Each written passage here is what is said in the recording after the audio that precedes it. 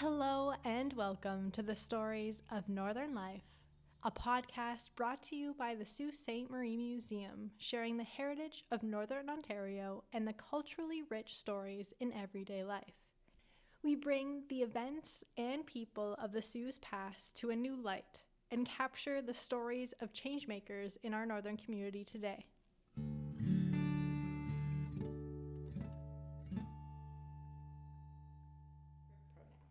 Yes, so my name is Luciani, and my pronouns are she, her, and I should also mention that my drag name is Lucia Pet, and Lucia Pet's pronouns are also she, her. Thank you. And now, only if you're comfortable, can you tell us how you identify? Absolutely. So I identify as a transgender woman as well as being queer. And when and where were you born? So I was born right here, Sault Ste. Marie, Ontario. Okay. Now, being from the Sioux, what was your childhood like? So I would say I actually had a great childhood. No regrets there. I wouldn't say that I had an amazing experience as a trans child. So I wasn't out as trans, and I didn't really have any resources or like provided the conceptuality to understand what being trans like is or could be for me. I just knew that I was very different. So I was very blessed to have like a loving, supportive family and quite a few really, really good friends and very good teachers too, I might add. But in terms of feeling like supported and understood in regards to my gender and sexuality, I feel like there was a very big lack of, being provided what, a trans child or a queer child should be provided. So a lot of confusion, a lot of anxiety, arguably depression at some points too, but that one I was not diagnosed with. And a lot of gender dysphoria specifically. So feeling very, like a lot of discomfort with my gender performance, my gender expression, and how I was identifying. Like I knew at a young age I did not identify like with like the other boys. I knew that there was something very different between me and the other boys in my classroom, and Do you remember like an age that you were like, okay? Do you remember that? Actually quite young. So I actually remember telling my Nana, I'm gonna say like grade 1 or 2. I was like, I wish I was a girl. And Just a second, for us immigrants, what age are you at grade 1 and 2? oh my god, I have no idea. Okay, so it's not just us. No, I have no idea. 5 or 6, I would say, because you start kindergarten around 3 or 4. Okay. We'll go with that. Yeah. Makes sense. Yeah, sorry, I was like, I go by grades. I do not go by age. But yeah, I remember, like, I'm pretty sure we just got back from church. I was raised Roman Catholic. And I remember being like, I wish I was a girl. And she was like, but God made you a boy. And I was like, true. So yeah, I feel like that's like a very prominent memory in my childhood. And I also remember in JK, so I guess before grade 1, I was playing with like girls, like stereotypical girls' toys. And I remember being like corrected by the teacher. Like I was never in trouble, but I remember her being like, why are you playing with that? And I was like, is it not cool though? Like I was like, look at this doll. And are you an only daughter? No, so I have a younger sister. Okay. I'm older by 5 years, and she actually has been a huge support in my life before she even, knew that I was queer or trans. It's so funny, actually, because she used to always tell me that I sound like Joey Graceffa, if you know who that is. And I would be like, oh my god, Alyssa, you're, like, outing me, but I wasn't even, like, she had no idea, right? Like, but I just thought it was cute. Now, with you saying the Sioux didn't have like the resources, are you also like, do you feel that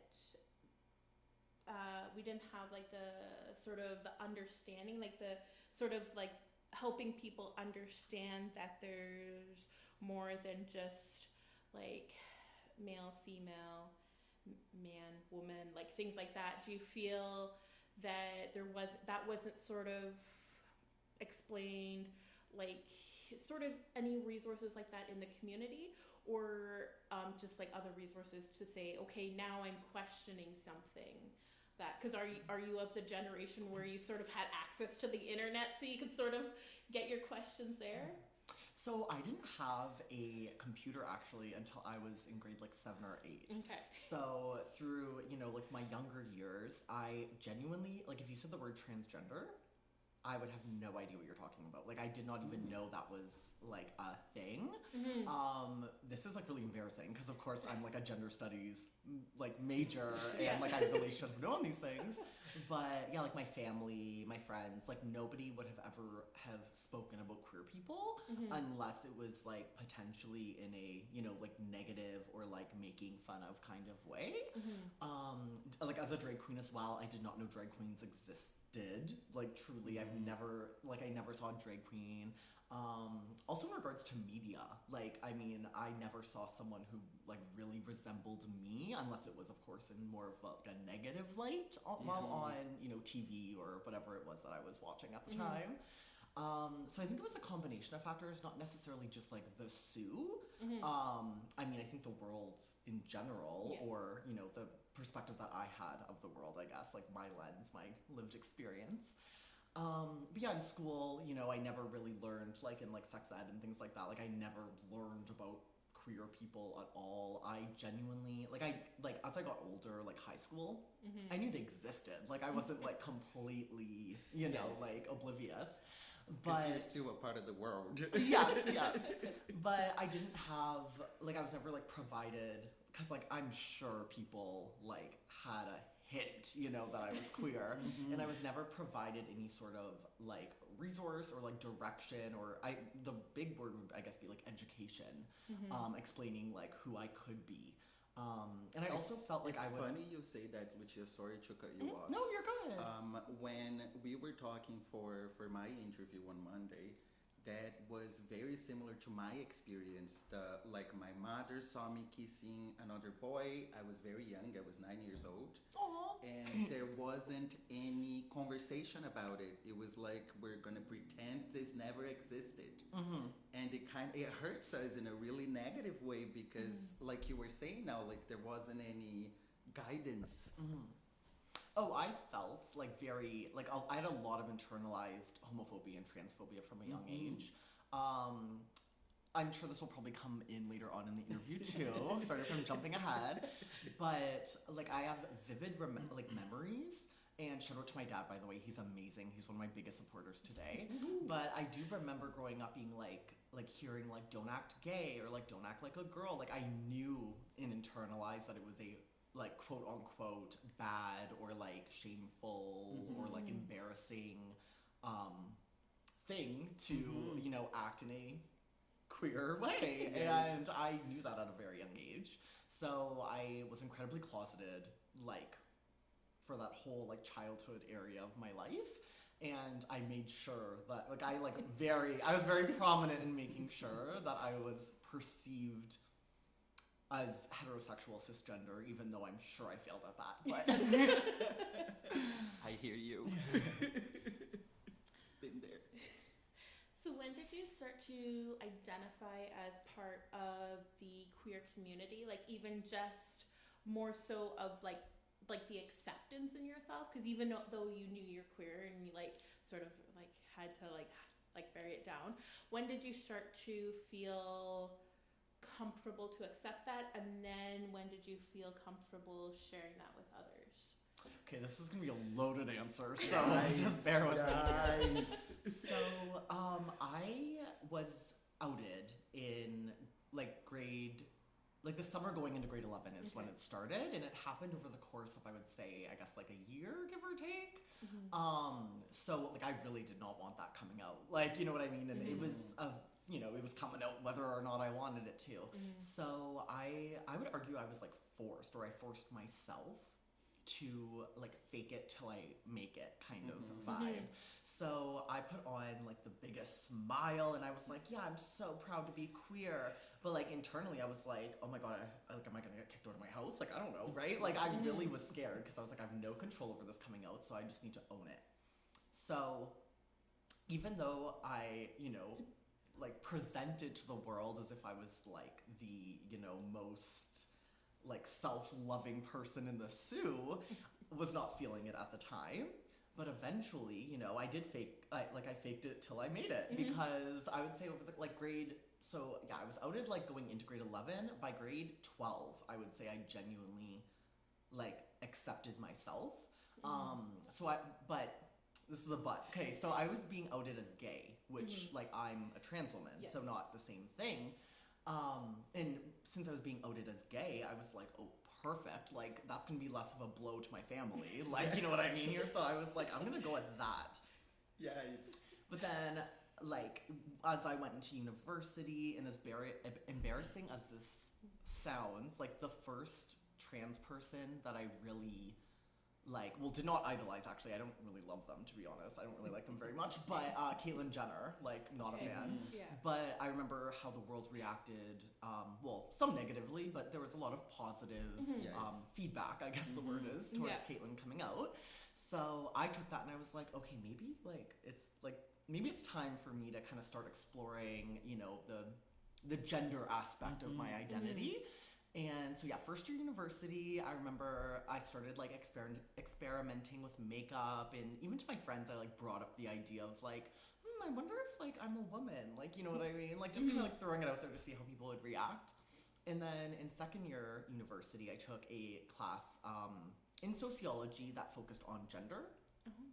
And my professor was Dr. Deborah Woodman, who literally saved my life. So shout out to Deb. I love Deb very much. Shout out to Dr. Deb. Yes. And so she really helped me like understand what it meant to be trans, and of course that there's not one way to be trans as well, which was a part of understanding what it meant to be trans. And I slowly but surely, you know, started like coming out and coming to terms with like my actual like trans identity. And so yeah, I did end up falling in love with myself. I did. I have a question. Yeah. Did drag come to your life sort of like a way to help you come out as a trans woman? Or was that something that came out after, when you were already out as a trans woman? It's a great question, because I know that I study drag, like in my master's, and so I'm aware that many people who are trans, they did drag before they came out or like acknowledged that they were trans. I'm actually the complete opposite. Wow. So I don't know why I had this idea, and it's false. Like this is a false idea. I just thought it at the time. I thought because I was a trans woman, if I were to do drag, I wouldn't be like taken seriously as a trans woman. So I had that idea. Which used to be truth in our community not too long ago. Like I fully thought that that's how it would have been. So I actually did not like drag in the beginning. Like I thought it would like minimize how people, you know, validated my identity. And then once I became actually genuinely comfortable with myself and like learned to love myself, that's when I fell in love with drag. I was like, no, this is like where I belong to be. And drag definitely helped me fall in love with myself, like beyond what I was feeling before I started drag. I feel like I missed out on a lot of like childhood, you know, like girl moments. Like I never got to play with dolls. I never got to dance because I was like a girl's thing, right? And I was a boy. Prom, like I went as a boy, right? Like I wore a tux. So all of these different aspects of my life I'm able to like play out through my drag character. And that's personally why I love drag so much. It's like a gender exploration for me. And it's fun. And it's like good for the community. So why not? That's beautiful. And thank you for sharing with us, especially because like how you started sharing it, that usually the way it goes is folks use drag to kind of come out of the closet slowly. And it can happen the other way too. Absolutely, yes. And I was so afraid of doing drag as a trans woman even after I fell in love with drag, because I was aware that RuPaul wasn't like a fan or like a supporter of trans women doing drag. And my first like exposure, I guess would be the word, like to drag was RuPaul's Drag Race. So I was like, oh my god, like am I going to be judged? Like am I not going to fit in? But then I just went on my, you know, my phone on Instagram and I realized there are like a million trans women drag queens. So I was like, okay. I was like, obviously RuPaul just doesn't know what's up. Like I could do this. So yeah, that's my little I'm story. glad Mother has been brought up to date. Yes, exactly. But still not with drag kings. We'll get there. Well, We yes. had one. We had one somewhere. On Drag Race? Yeah. I don't believe so. Got Mick is a trans man who is a No, drag we queen. had an actual, I think she was a cis woman, if I'm not mistaken, and she came to compete as a drag queen. However, she was a drag king, like out in the world. Oh my god, this is so cool. Yes, and I think she did one runway where she went as a drag king. But that's like the one and only. You were Yeah. right. There needs to be more. Yes. Well, because like when you watch the episodes, and there's a lot of the queens that like to dress androgynous, and then whenever they do, you can see like Rue and Michelle and like the other judges sort of criticizing them, saying, "No, you look too much like a boy. That's not how you're supposed to look."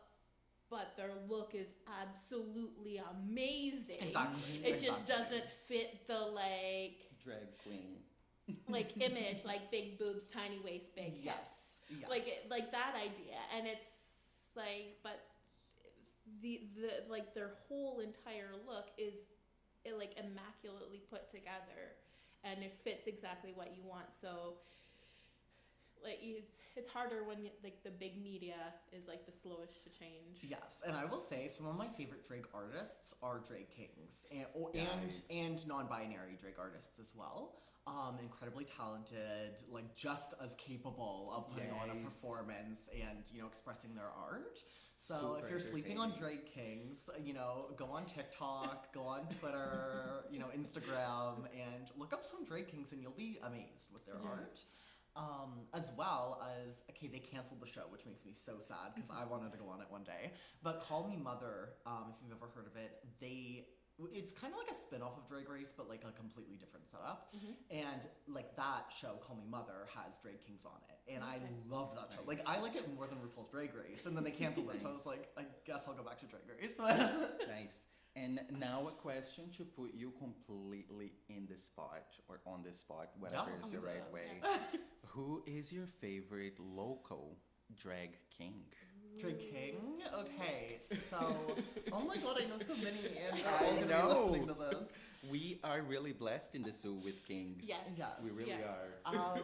I have to say, Luke Gore. I hear you. Because Luke was someone who helped me like start my drag career, and I'm never, am I saying this correctly? Never not amazed. I'm always amazed. I'm Yeah. gonna reword that. I'm always amazed by Luke's performances, creativity, The and passion and love for the Oh my community too. Which God. like I look at drag as like also a protest in its own way, and Luke can be politically, Yes. like political throughout Yes. his art, and Yeah. that means a lot to me personally. Yes. So I would have to say Luke, and that's no shade to any other drag king, because like I love all of our drag kings, but I Luke hear has you. made like Luke will always be in my heart, really, always. Shout out to Luke. Yeah, shout out to Luke. And now, did you feel accepted by your family and sort of like the community, sort of like when you were, I was gonna say first coming out, but I guess first outed. Yes, yes. So how did you feel, like that acceptance, like for how was the reception at school and then also like at home? Okay, so honestly, this is a very like for me personally like a complex, because I don't think it's like a yes or no or like good or bad like Yeah. answer for me. A lot of my friends were incredibly supportive. However, I don't think that they were necessarily like educated on like queer culture by any means. So I know that they like loved me and they treated me very well, which I'm so thankful for.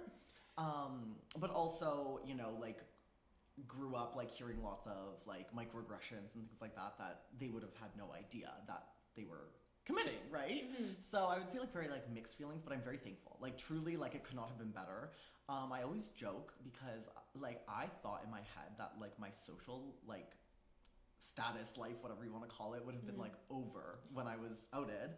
But it actually made me like more popular somehow, like, which was obviously not the goal. I literally, it just like happened. Like everyone was like everyone wanted me to be like their gay best friend. And then like the boys didn't like mess with me because I was friends with all their girlfriends. So it was kind of like a safety strategy too at the same time. Like I was like, okay, like if you're gonna like want to hang out with me because I'm gay, like let's do this. So yeah, I was very blessed in that way. For the most part, of course, like there's like the odd circumstance, but for the most part, I felt very like accepted, like by my peers. In terms of family, I did not feel accepted at all in the beginning. However, they did come around. And I really want to emphasize that because it's proof that, you know, everyone can grow and learn. Like nobody, you know, has to be set in their ways forever. Yes. And also, sorry to interrupt. No, you're good. And also, Lucia, a very beautiful message for our queers out there that are like right now going through the first phase of just coming out and everybody being so like, ah. And that message is like, hey, just relax, breathe in, breathe out. It will get better. Folks will grow. Yes. Yeah, no, like literally, like my parents like essentially like apologized to me by taking me front row to Lady Gaga. So, you know, I was like, I accept the apology. Let's go see Gaga, right? Like, yes, I'm very, very blessed to have a family who took the time to read books, go on TikTok and YouTube and watch like hours of like queer content creators talk about their lived experiences and just education in general, and listen to me quite a bit. So like I, you know, studied sociology and I studied gender studies, and my parents would like listen in and like read my work. Like they would ask too so that they could learn too. And so that meant like a lot to me. My Nana actually was like always supportive of me from the beginning. Like I never had to question it with her. And so I, even though like some family members, I was like, I don't know how they feel about me, or I knew that they didn't feel, you know, good towards me. I always had some family members who were. So it balanced out pretty nicely until everyone else kind of caught up. But yes, yeah, growth is possible. And yeah. Do you feel like you had to come out twice? Yes. Oh, absolutely. Yes. So my, like, specifically, I'll say my parents because, like, they don't mind if I talk about them. They were incredibly, like, nervous of me coming out. So I knew they loved me. When I was outed, they were originally kind of like, ooh, we don't know if we want this for you. Like, it's not like they hated queer people. They were very nervous about me being bullied and like not getting a job and like all these very real fears. So I feel like that's where they were coming from. And then they finally were like, okay, like you're gay, there's something we could do about this. And then I came out as a trans woman and they were like, oh my god, now you're definitely gonna get like harassed. Like, you know what I mean? Like I feel like it just like made them really scared for me. I wouldn't say that necessarily they were like hateful. Yeah, I hope that answers the question. Yes. Does it? Okay. It's more like a parent concern than a like homophobia kind of acting. Yeah, it's like they never wanted me like wearing makeup out in public. They like things like that because in their like head, which makes sense, they were like, oh, like my kid's gonna get beat up. Like I'm not gonna just let them get beat up. So their like reaction to that was to like not encourage me to wear makeup out, like for example, right? So which to us, when we hear it at first, just sounds so rough and so hard and so oppressive. Yes. Oh yeah, no, we went through our moments of like arguments for sure, but we always came out stronger, so I appreciate that. Well, I remember when there was the first protest at the library because of the drag queen story time, and your dad went out there and he had the big sign and he was in the news and everything, and he was out there saying, yes, my daughter's trans and I'm so proud. And yeah, I feel like that was just like such a like a heartwarming thing to see Yes. like parents even going out there and Yes. like protecting their kids. Oh, okay. So I still have that sign, by the way. It's like I'm never throwing it out. It's in my closet. And so yeah, I really wanted to go. To Sorry, that. this is a horrible place for this sign. A closet? Oh my god. It is in my closet. It's like a walk-in closet, so it's like comfy. It's like okay. yes. But I keep it like nice and special. It's like rolled up and Nice. put away because I want to keep it forever. I might be getting this wrong, but I believe it said like I'm a proud dad or a proud parent of like my trans child or something like that, and that was so cute to me. It made me very Warms my happy. heart. And I really wanted to attend that. Well, I guess counter protest essentially because we were like counter protesting. Yes. But I had to work, and like I'm also really close with my boss, who I love very much. And like we were talking, and she was basically like, "This could be like a traumatic experience for you. Like literally, like she's like, we got this. Like you stay and make money, you know, Yes. and like we'll take care of it." And so that was really Wow. sweet too. Yeah. Shout out to those allies. Yes, We need more 100%. allies like this. Yes. I'll say her name, Angela Caputo. Ange Caputo. We love you, Anne. Shout out to Angela Caputo. Yes, amazing ally and friend of mine too. And so yeah, so I knew, you know, they had it covered, so I was like, I'll just stay back and work, but I wasn't like fully expecting my dad to go on his own, and he did, so that meant a lot to me too. Yeah. That's gorgeous. That's really heartwarming. Thank you for sharing. Oh, thank you for asking and listening. And did you feel like when you came like where did you go to university? We'll start with. So Algoma University Okay. is where I did 4 years of sociology and then another year to complete my social welfare certificate. And then during COVID, I went to Queen's University to get a master's in gender studies, and now I'm back here. So when you first came out as trans, you were here in the Sioux, and now how did you feel accepted within like the queer community too? Did you feel like they were very accepting of everything in that?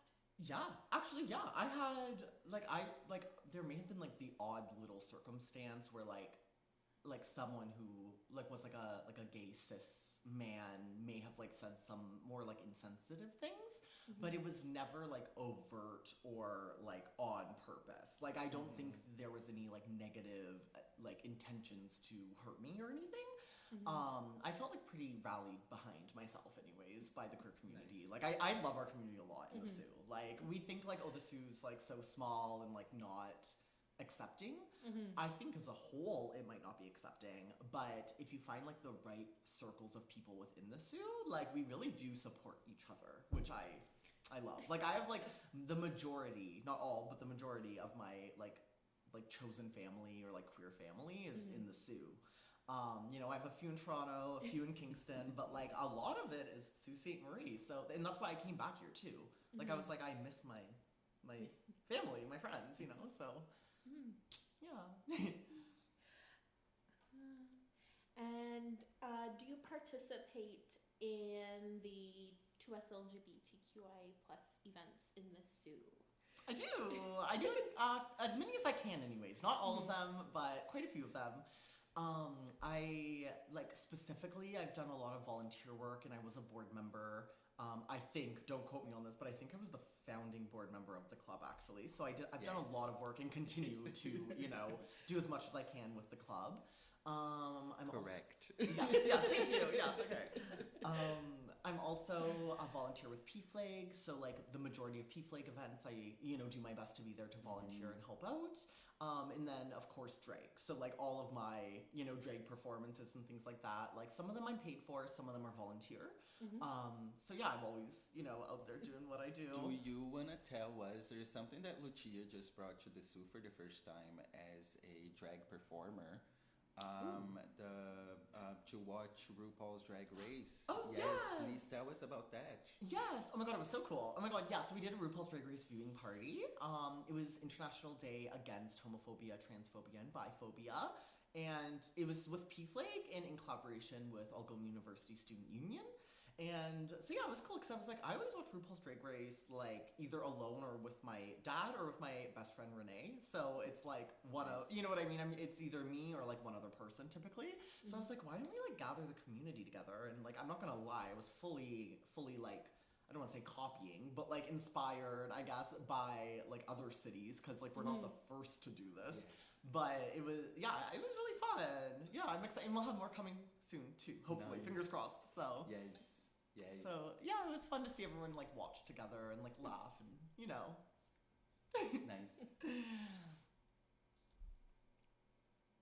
There is more things that Lucia is doing as an individual. Do you want to share with us where you're working now and the impact you're making in the QS LGBTQIA community plus other communities as well? Yes, absolutely. So I work with HARP, which is the HIV and AIDS Resource Program, ran with the Group Health Center. Thank you. I've been wanting that like to work at HARP for a while. Actually, I became familiar with, or I guess I knew about HARP before, but like I became more familiar and educated with what HARP does through drag actually, because HARP sponsors and attends many of our drag, shows.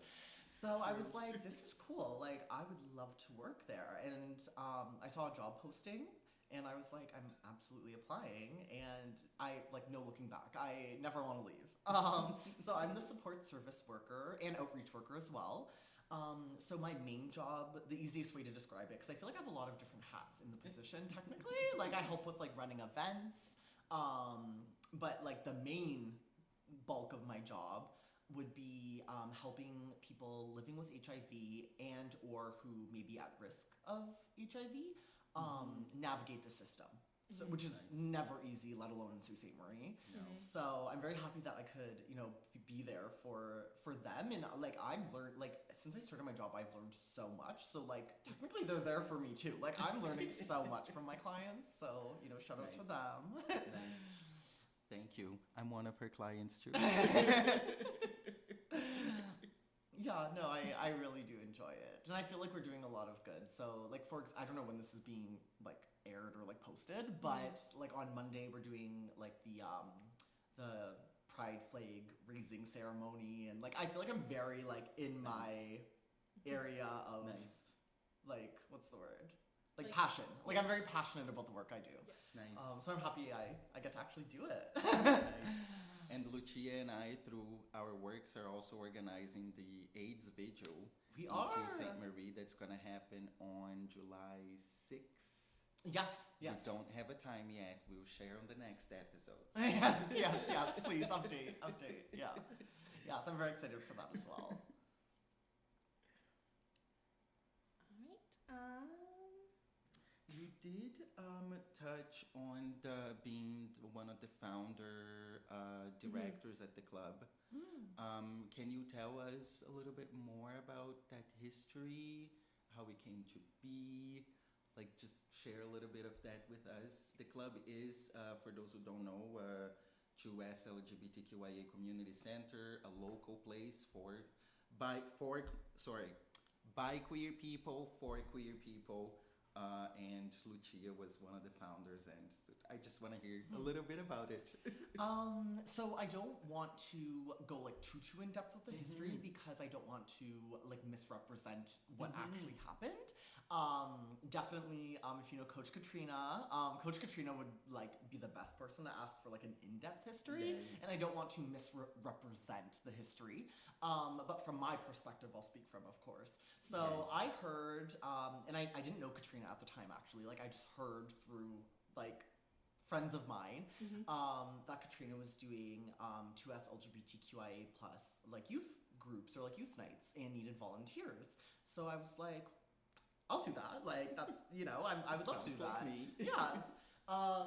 So I reached out and I ended up going to, I guest spoke at, I believe my first time I went, I was a guest speaker technically, not really, I guess like a volunteer. And then I like immediately after was like, oh, I would love to volunteer here more often.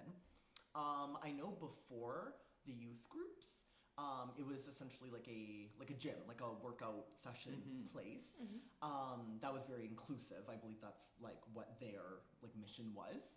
And so them expanding to, you know, having queer youth nights, like I immediately was like, I need to be a part of this. Because I was also a runner at the time, by the way. So I was very like fitness oriented. Not really anymore, but I used to be. And so over time it just kept growing and growing. Like Katrina, I have so much respect for Katrina. Like they really, you know, truly gave Sault Ste. Marie, I believe, and correct me if I'm wrong, at the time anyways, like the only queer like physical location. Because we have other like queer groups in the Sioux, but not with like a physical location where we could like host events. That's so true.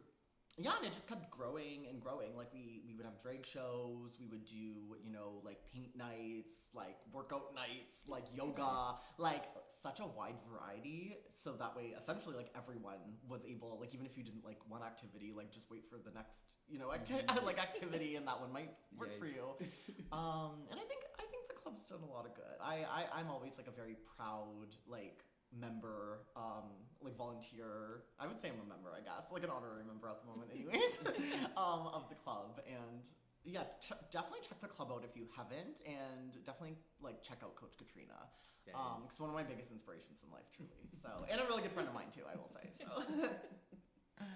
Thank you for sharing. oh, of course, yes. Actually, one really cool thing about the club is so the club got a wage grant, and was able to put on like 2S LGBTQIA plus safer spaces workshops. And I believe, once again, correct me if I'm wrong, I don't think that any workshop in the Sioux was held to like that extent. Like we have had workshops here, but not where it was like entirely like community and like local based. So everything that was presented was like collected from community members, like through interviews and like made into a presentation, and then also like videos of the actual like interviews. And so it was essentially like quite literally like for the community by the community.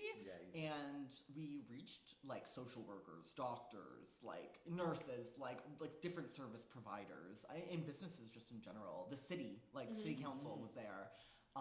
So it was like a super cool experience for me being a presenter. And something I was honored to do, because I was like, oh my god, like all these people are showing up who may not have, you know, a lot of education regarding the 2S LGBTQIA plus community, but you know, they showed up, they wanted to learn, and everyone was amazing. Like if you attended those workshops, like we did not have a single like negative experience. Like everyone was super kind, super like open ears, open heart, you know. It was a great experience, and I feel like a lot of people took a lot away from it anyways too, so hey, shout out to the club. Yes, that's awesome. Do we also want to explain what PFLAG is, since you were sort of talking a bit about PFLAG, and just for those who are listening that might not know who or what PFLAG is? Yeah, so PFLAG is nationwide. It's not like just in the Sioux, but recently PFLAG, I guess, opened a Sault Ste. Marie chapter, is what we call them.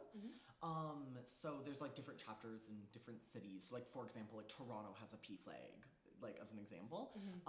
And it's like originally it was for, and correct me once again if I'm wrong, oh my god, I don't have like my notes on me or anything, but I'm almost positive it was like essentially like parents and like friends. So it was meant to be like an ally support system for queer people.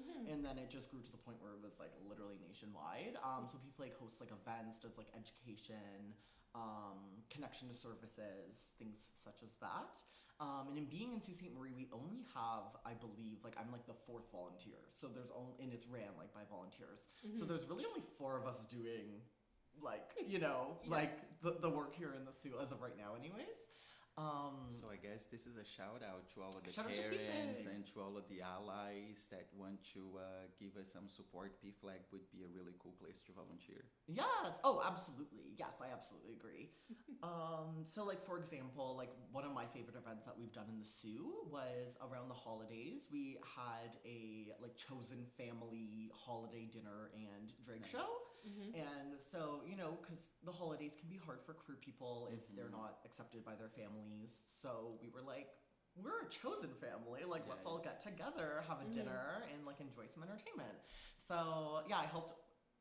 Well, I didn't really actually help organize. I shouldn't say that. I performed there. I performed, and that was my contribution. But yeah, it was a great experience, and I'm sure Peep Flag will have events in the future, so definitely check them out. And Peep Flag also, like, as like a Peep Flag volunteer and an Algoma University alumni, we've been collaborating quite a bit with Algoma and plan to in the future, with the student union specifically. So definitely check out OSU as well, especially if you're a student in the SU. They have great services, and I used to actually be, oh my god, now that I'm thinking about it, I was the first trans women's rep. Wow. Did I say that correctly? First trans women's rep. Yes. For OSU. So that was also really cool. Like, I have a lot of respect for OSU because they got voted in. So so I was like, oh my god. So like the public does not hate trans people. Like, they voted for me. Like, I didn't just so yeah, that was sorry. No, that's gorgeous. That's beautiful. Thank you for sharing. That's of course. fucking awesome. Sorry. Cannot say those words. Please edit it out. Yes, we'll bleep them. Thank you. I had something else I wanted to ask you. It was something that you were talking about earlier about your parents. Could have been a variety of things. I think I brought them up like 8 times, but I know, but it was something like super positive that you said. And like, I remember just feeling like, I wish more parents were like this, or like, I wish my parents were like this. When they educate themselves, maybe?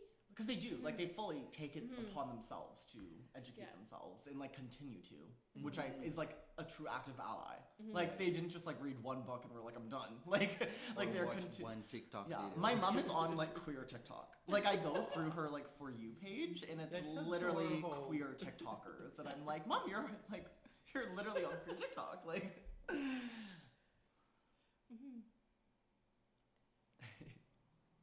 more questions? I have many questions for Lucia. Yeah. I'm pretty much an open book, so. No, I'm joking. I think we got a lot of what we wanted to hear from you, Lucia. You are a person that anywhere in this town that I say the name Lucia, everybody has a smile to open on their face. Oh, that means a lot to me. Thank you. And my mom is also a very, very picky person. And I remember when we went to the Breakfast Pig, and she was welcomed by Lucia, and she had this beautiful, huge smile. And that's all my mother could talk about, this gorgeous woman that welcomed her at the Breakfast Pig. Oh, yeah, shout out the Breakfast Pig. Literally love that place. I eat there probably too often. Like 3 times a week sometimes I'll go to the Breakfast Pig. So yes, and also I loved meeting your family. Like, so beautiful. Okay. All right, so I just have one final question.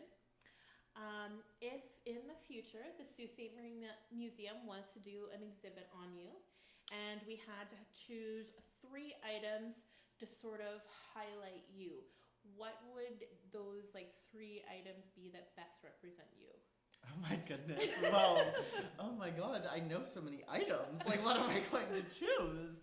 We were talking about one downstairs, I feel. Bags. Oh my goodness. Oh, absolutely. Okay, yeah, put a Telfar bag in there. If you don't know what Telfar is, look up Telfar, go to telfar.net. I'm not, sponsored, but I wish I was. So Telfar is a Black and queer owned fashion company and designed by Telfar Clemens. And yeah, the cutest little, medium, and big bags that you can find out there. They come in multiple sizes. That's definitely her item number 1 in the museum. Yes. Oh, if you bring up Telfar, I will not stop talking about it. I love me some Telfar. I'm actually wearing Telfar today. Yeah, I got my Telfar shirt, I got my Telfar belt, and my Telfar bag over there. So that would be number 1. Honestly, a MAC lipstick. If you see me wearing lipstick, I'm wearing a MAC lipstick. Don't necessarily know why I love MAC lipstick so much, but if I had to guess, I remember when I always loved the idea of makeup when I was younger, and of course I was never allowed to, but then also later on, like even like comfortable wearing it. And I would always see people like putting on the MAC lipstick, and I always wanted like that specific one. And now that I'm able to go out and buy my own makeup, I feel like I'm like fulfilling something from my childhood when I buy a MAC lipstick. So yeah, let's put a MAC lipstick in there. It represents my drag career. And then honestly, this is so wild, but like I'm very proud of my gender studies like master's degree, or my research, which is very long. It was like 75 pages. So maybe don't put that in there because like who's gonna read that? Well, we could just put a copy of your exactly. there. Yeah. So either one or the other, either the degree or the paper itself. But I would say those are like three things that would really, Or my signed trans flag by the trans creator who did visit the Sault Ste. Marie. Who did. Like, that's like iconic. The fact that we got the trans creator in the Sault is very cool. That was iconic. So yeah, one of those. That's gorgeous. Perfect. Thank you so much for joining us. Thank you. I'm honored, and I'm so excited to like listen to this when it comes out. Thank you. I'm very appreciative of both of you. So thank you. Amazing hosts. Amazing hosts. A+. And I'm very appreciative of you as a person, of you as, you know, what you represent to all of us in the US LGBTQIA community, but especially to our trans women, what you represent to all of us, and what you represent to trans folks just by walking around and being who you are. So I appreciate you for doing that. Thank you. Thank you so much. I really do. Oh, and I hope you know that you do the same for so many people. Like, you are such an amazing, like, you're one of my inspirations. I hope you know that. So thank you. There she goes calling me old again. I said inspiration. What did I say last time? I said mentor, and you were like, no. I was like, I'm sorry, I didn't mean it in that way. But yeah, I look up to you a lot, and that doesn't mean you're old. Like, I look up to Lana Fawn Archer, you know, who, like, Lana is one of my best friends and, like drag family members, part of my chosen family. And, like, Lana's younger than me, and I look up to Lana a lot. So, like, yeah, it doesn't mean that you're old. Like, I'll embrace it. Yes, yeah. Go back to Monday saying, I wish I was older. Right. I was saying that. Have you been to your local museum lately? Visit us at the Sault Ste. Marie Museum, located in downtown Sault Ste. Marie, the one with the big clock tower on the top. Our hours of operation are 10 a.m. to 4 p.m. Tuesday to Saturday. We have 3 floors of exhibits that we constantly work on updating. The whole family is welcome, as we have activity sheets and scavenger hunts with prizes for every kiddo, a discovery gallery full of hands-on learning, and more interactive elements scattered throughout the museum. And don't forget to come say hi and let us know you're a listener of the podcast.